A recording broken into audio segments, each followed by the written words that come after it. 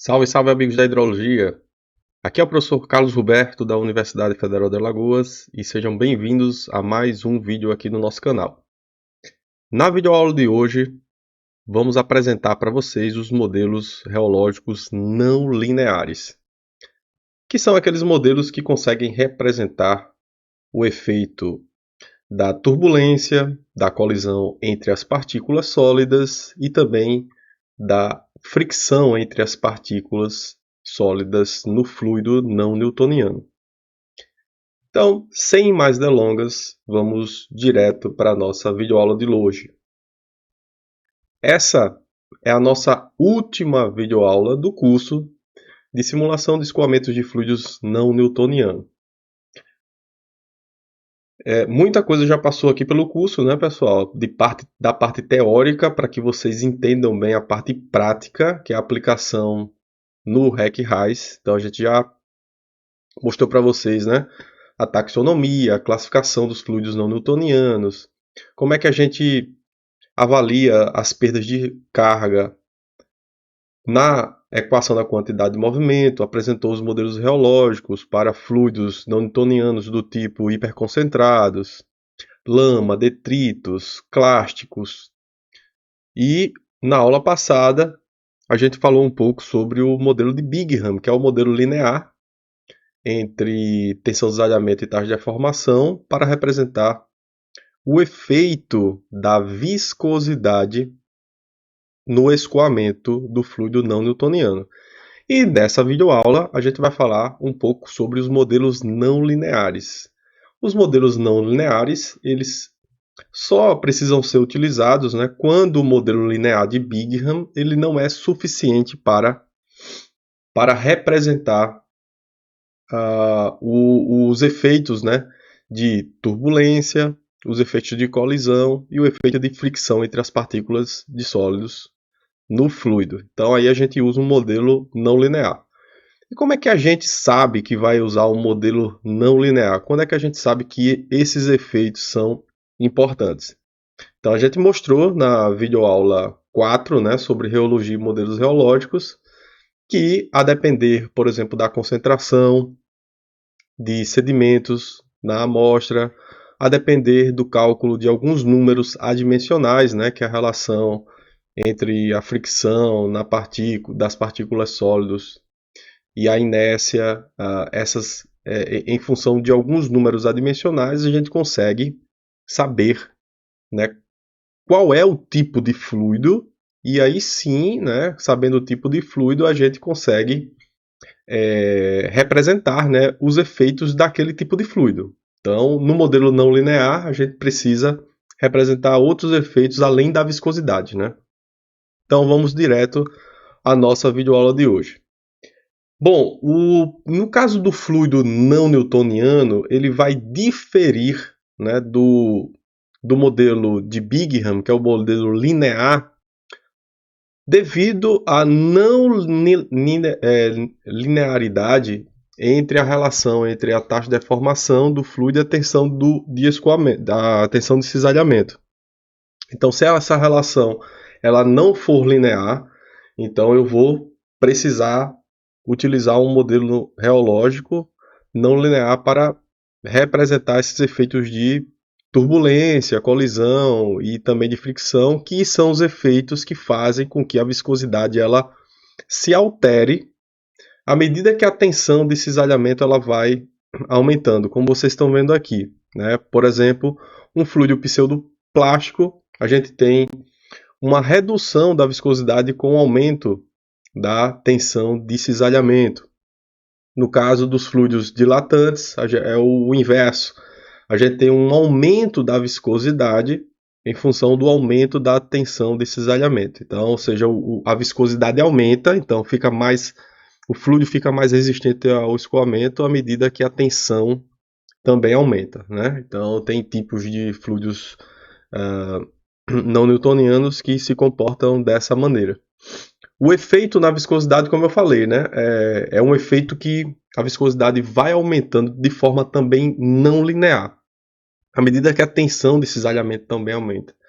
Então, a viscosidade ela vai aumentando, né, para os fluidos dilatante e de forma não linear, e para os pseudos plásticos essa viscosidade vai diminuindo e também de forma não linear.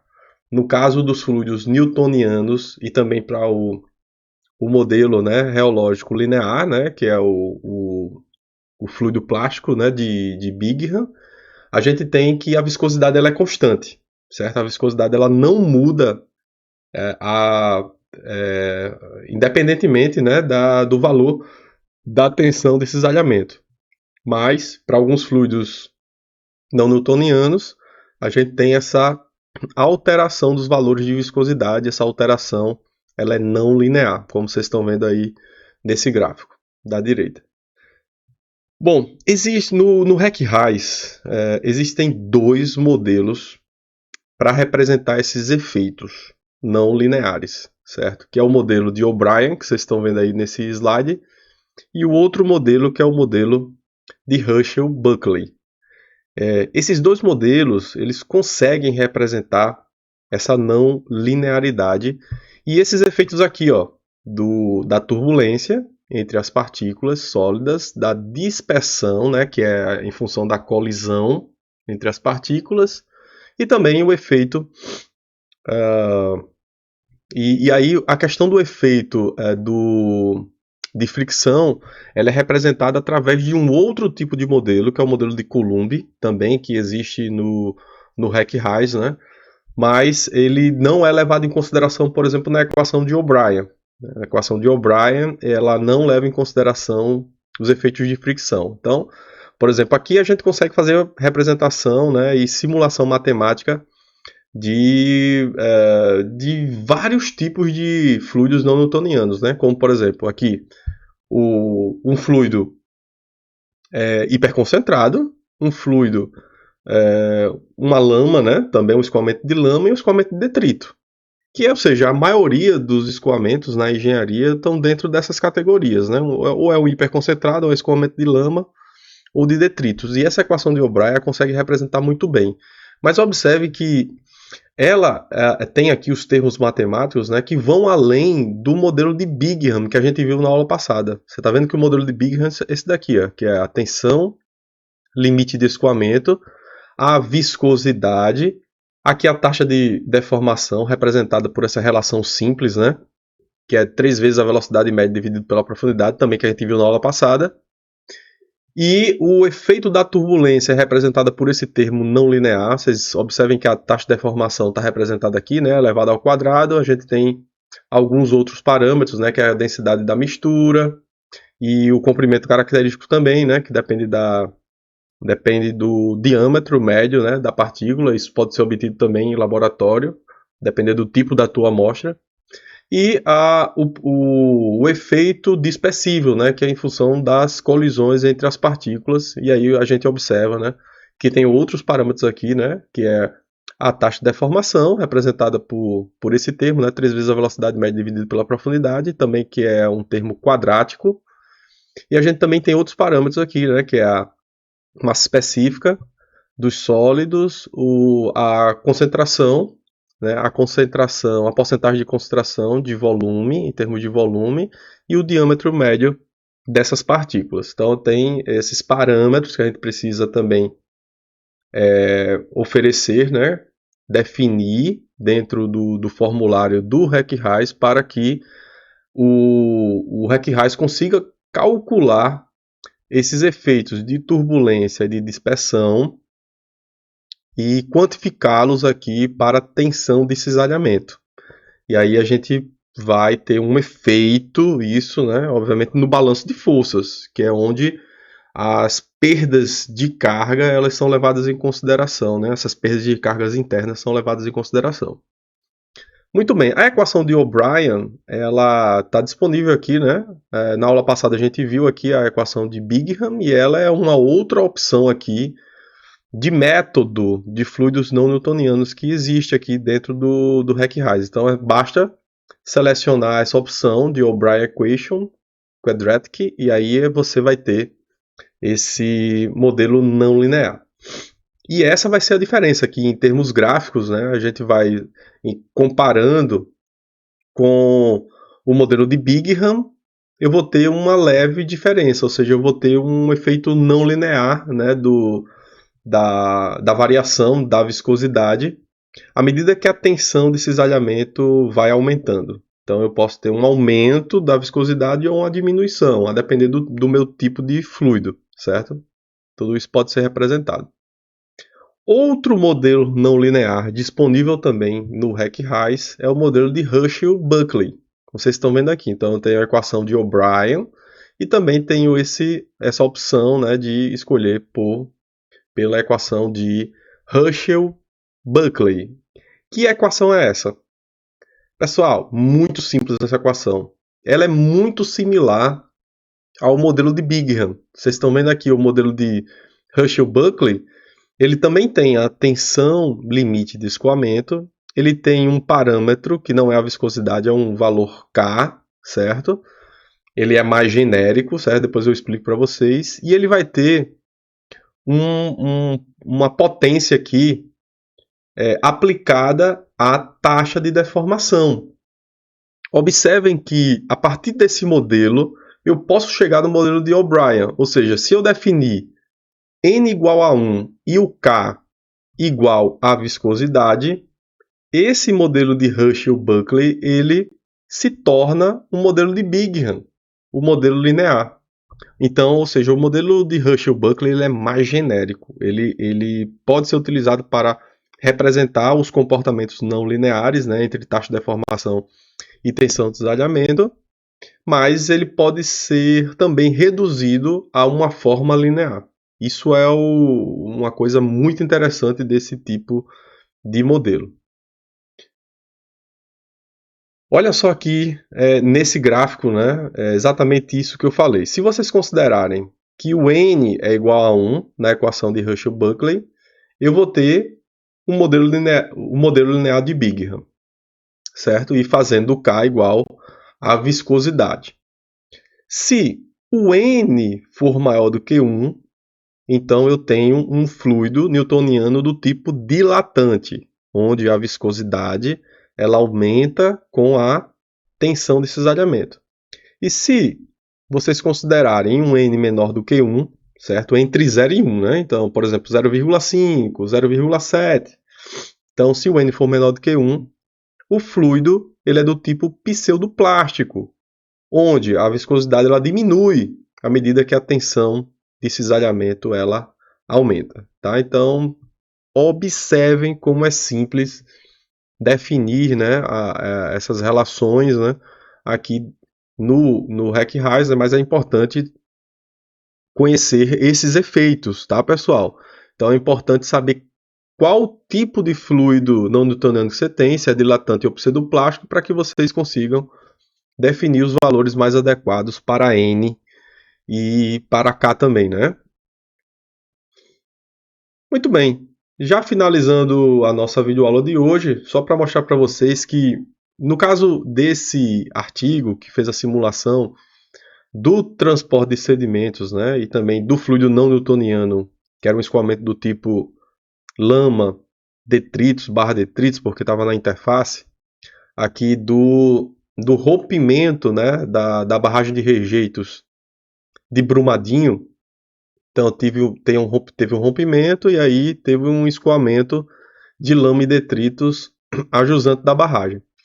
E nesse estudo, né, um artigo publicado, que eu peguei aqui os recortes desse artigo publicado para esse tipo de simulação, eles usaram o REC-RAIS, eles usaram um modelo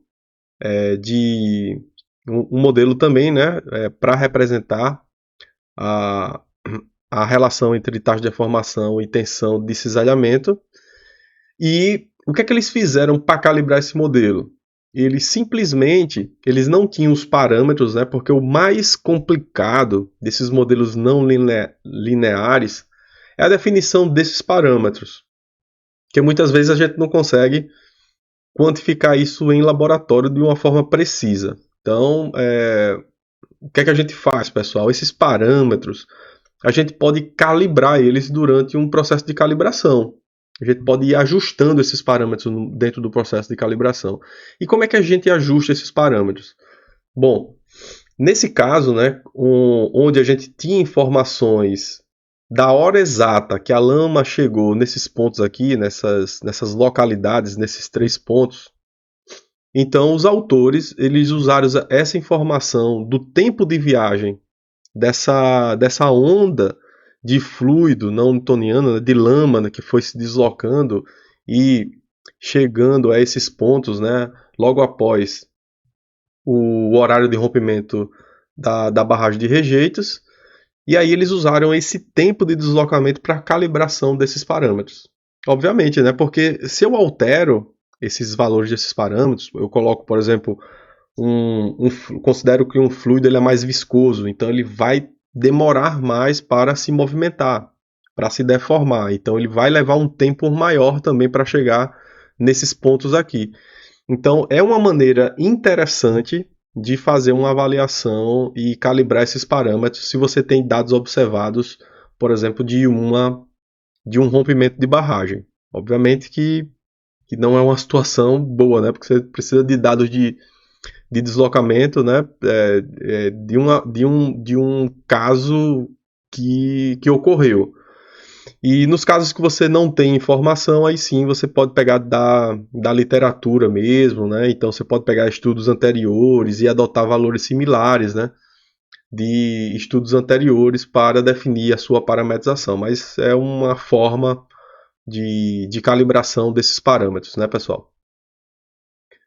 Bom, de onde é que eu tirei todas as informações desse curso? Tirei da própria documentação do RecRais, nessa opção de escoamentos de lamas e detritos. Vocês estão vendo aí. Então foi dessa fonte, né, de informação, e também cita alguns artigos que eu tirei toda a parte do conteúdo, né, para produzir essas videoaulas, tá bom, pessoal? Então eu recomendo altamente, né, a leitura dessa documentação, que ela é simples, né? Então você vai ter essas aulas aqui que eu gravei, mais a documentação do RecRais para que você fortaleça essa base conceitual e que você use, né, tanta parametrização ou selecione as equações de forma mais adequada.